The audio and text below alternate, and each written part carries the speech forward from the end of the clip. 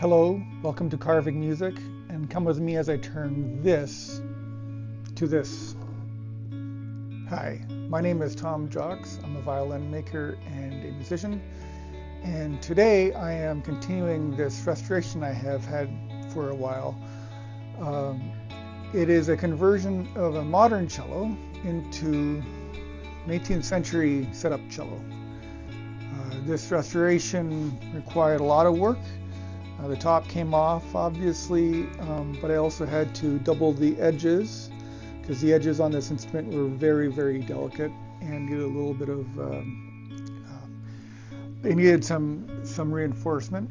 But I've also made this Baroque style fingerboard, and it also needed a new neck because the original neck that was on it, it came apart when I was removing it from the cello to do the neck reset.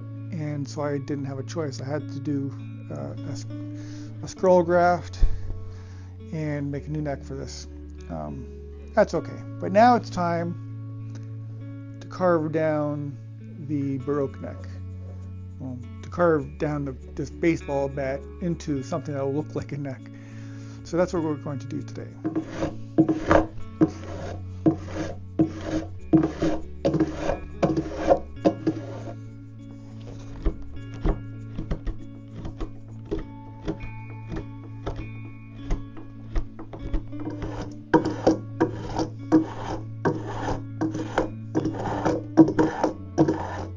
When you're doing restorations or repairs of any kind,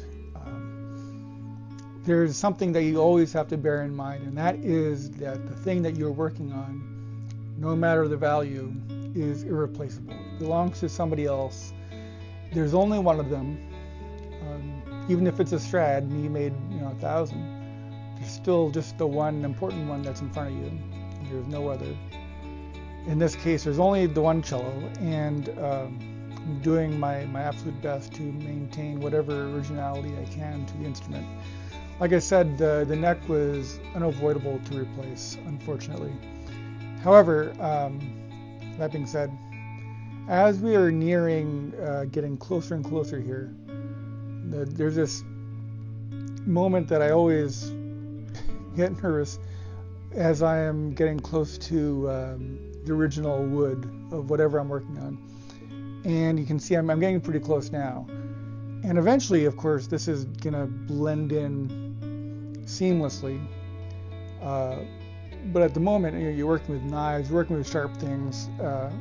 You don't want to nick that at all. It's a little bit like being a surgeon. Thankfully, if I were to nick this, nobody dies. But still, I would feel bad. And it'd be a shame as well. So as I'm working on this, I'm just trying to bear in mind the importance of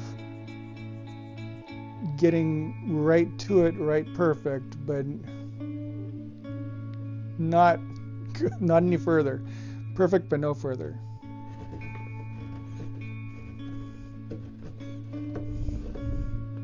So up here, just like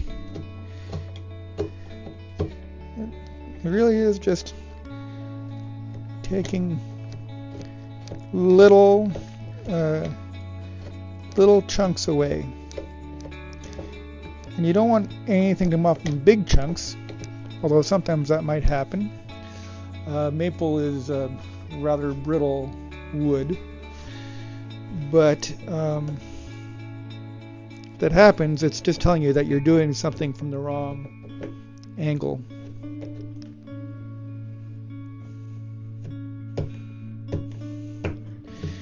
Remember, the wood always talks to you. The wood is very good at talking, as are the tools.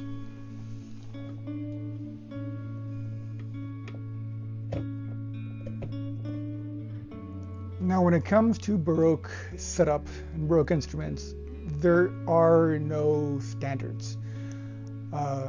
Modern violins, modern cellos, these all have pretty close standard measurements. You walk into any shop, and within a millimeter or two, it's going to be the same, because people expect to have the same feeling every time they come to a new instrument.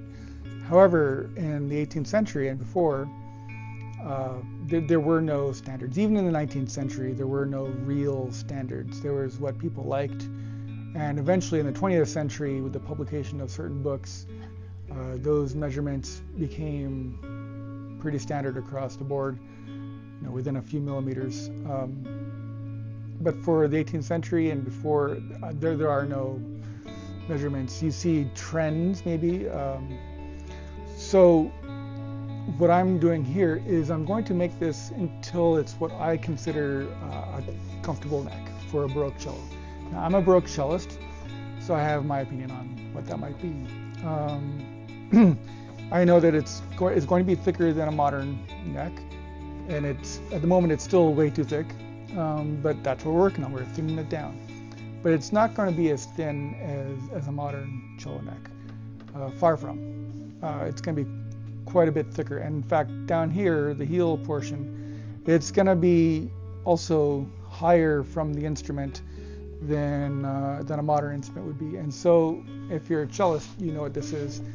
When you go into fourth position, on a modern cello, you go into fourth position, and where that thumb lands and where your hand is, that's pretty much exactly fourth position. However, on Baroque cello, because of the way that it's set up, and the neck, the fingerboard does not jut out over the instrument as much. So you come down here, and actually fourth position, my thumb looks like that in fourth position, and not like that. Modern cello, fourth position's like this. Baroque cello, it's a little bit more like that usually. But of course, since there are no standards for where this is, and how thick the heel should be, and how thick the neck should be, it's going to be different on almost every Baroque cello one comes across. And that's kind of the fun. You find one that works for you, or you find a luthier and you sort of work with them until you find something that's comfortable. In this case, I'm going for a medium. I've seen some pretty radically thick necks, and I've seen some modern necks as being used for Baroque cello. But in this case, we're going for a medium. It's going to be thicker than modern, maybe not as thick as some other necks I've seen.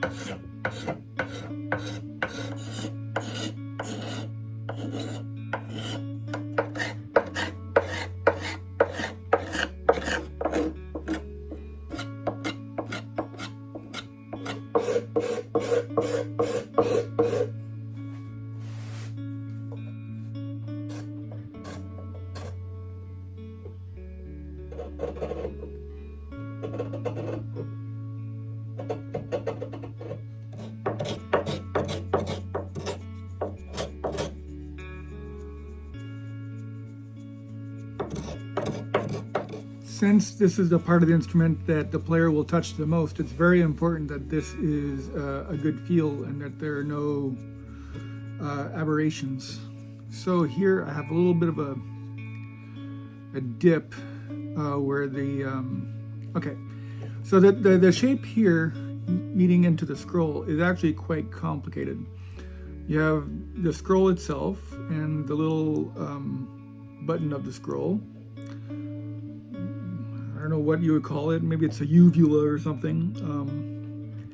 Then you have the neck that the replacement neck that I made. And it comes up and it meets with that little the bottom part of the scroll. I think I'm going to call it the uvula. I think it's funny. So it comes up and meets that, and it should be absolutely flush. And I've made it flush with the gouge, and the next step, of course, is to smooth it out with the scraper. And so there's that shape, and then underneath you have another shape. And so you can see how where it comes to there, it actually widens out to the front of the neck.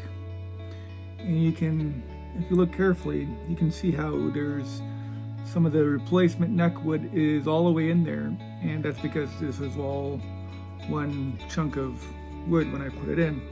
and now I'm cutting away, essentially making the new scroll. Of course, I'm not making a new scroll, but this portion of it is new. And so you have this part that's coming out, and how that comes out, how it widens out towards the front of the neck. It's not so important. It's more artistic. The original one was very, very scooped in like that, and it would flare it out suddenly. I'm not going for quite the same thing here. But having said that, there is a bit of a dip here, or rather, okay, there's nothing you can do about dips. Once there's a dip, the dip is there. The only thing you can do is to remove the area around the dip so that the dip is no longer the lowest point. And so here I have a dip that comes in that I don't like. And so I'm going to be removing this area there. I'm just going to do that carefully with the gouge.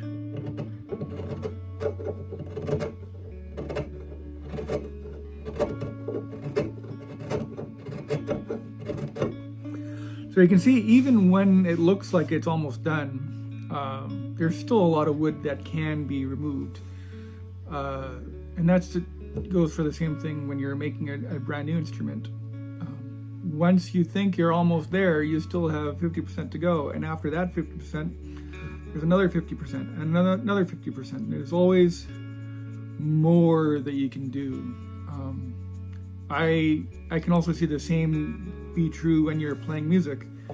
You play through a piece once, and there's work to be done, and then you do more work and more work and more work, and eventually a person would think, well, that's a great performance, and just paste it, send it, that's good. And the artist will be, no, there's still this thing over here and this note. And it's the same thing in violin making. No matter how good a thing looks to the uninitiated, or even to a normal musician, to the maker who's working on the project, there's always something that either could have been better, or he still has the opportunity to make better.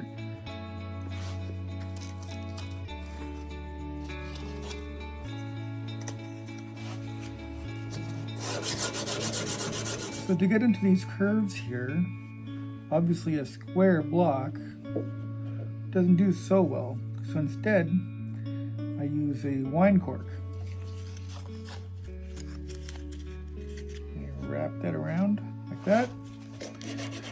And that works just fine. Now the last step before the next step, the final step, of course, is going to be the retouching of the varnish here at the heel and underneath the scroll.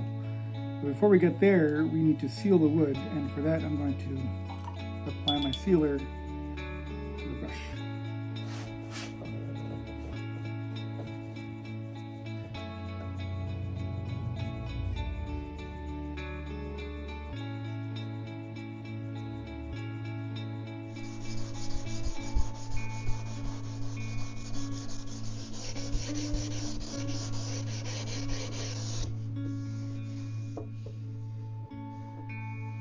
Yeah, that's good. So I will work my way through the grits of sandpaper once again. I'm going from 120, I'm going to go up to 600.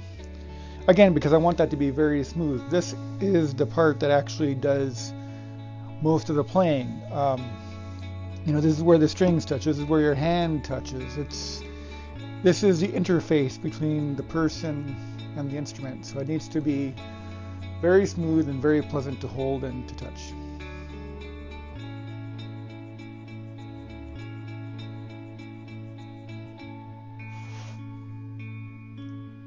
We all know that we have two choices of varnish for instruments. One is spirit-based and the other is oil-based. Now, I am going to apply a spirit varnish to this because it's going to be the easiest for me to match the varnish that's on here. sometimes it's a little bit hard to tell if an instrument is covered in spirit varnish or an oil varnish. In this case, I do believe it's an oil varnish, but since it's tradition to always retouch with spirit varnish, that's what I'm going to go with. It's the easiest to remove, it's the easiest to fix. Oil varnish takes a long time to dry, and if you don't get it right, it's very hard to do over. So the first step for me is, besides the sealing with that sealer that you saw, which also partly turns the wood yellow, which I like because a lot of the base layers on old instruments do have a yellow tint to them. So my first step after that is a wash of turpentine and linseed oil. It's not a very intense. It's about half and half oil and turpentine. And of course, every time I open up the jar, it becomes a little bit less turpentine because turpentine evaporates. So it's a very easy thing to apply. It's what I use for bridges when I'm finishing bridges. But it's also that, well, it's a good layer to put on things like fingerboards, necks, especially when you have to refinish a fingerboard. Sometimes that curve in a solid ebony fingerboard gets worn by the fingers, and so that you have to resurface that, and usually the last step is a little bit of oil of some kind. Not always. Sometimes I don't put anything, but oil goes a long way. So this is simply on a brush, not too much. This is my regular varnishing brush. It's quite stiff now because it's had a lot of varnish come and go on it. After every time you varnish an instrument, you do clean it, but at the same time, you're never 100% clean, so it always gets a little bit stiffer every time. But that's not the worst thing. It just means that it holds a little bit less stuff. And if you're trying to put on very thin layers, that's not the worst thing in the world.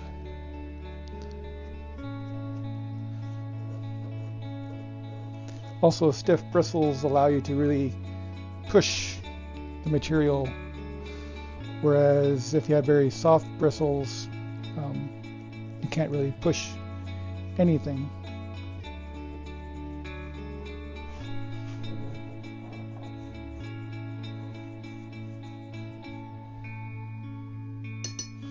So I'm putting on a generous amount. I will wipe off the excess once I'm done. But to start with, it is quite generous. I want it to soak into the wood here. It's not going to go very deep because I've already sealed the wood, but that sealer, the sealer prevents the oil from getting too deep, but the sealer itself is also very deep, so the oil goes, it's like a half-half.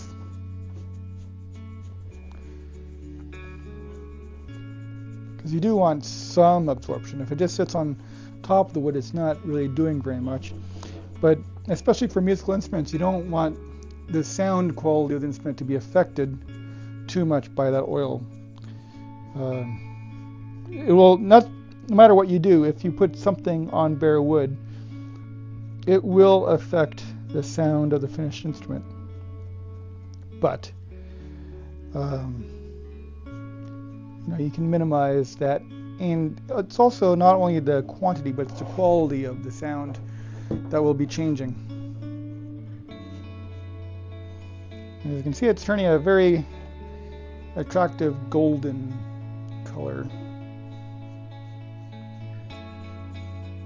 So you can see I have a little piece of paper here that should catch any drips. Not that the oil turpentine would do a lot of damage to the top of the instrument, but we don't want unnecessary drips. So it's been about 2 or 3 minutes. It looks like it's starting to settle, so I am going to wipe it off. Take off all that excess oil that I don't need.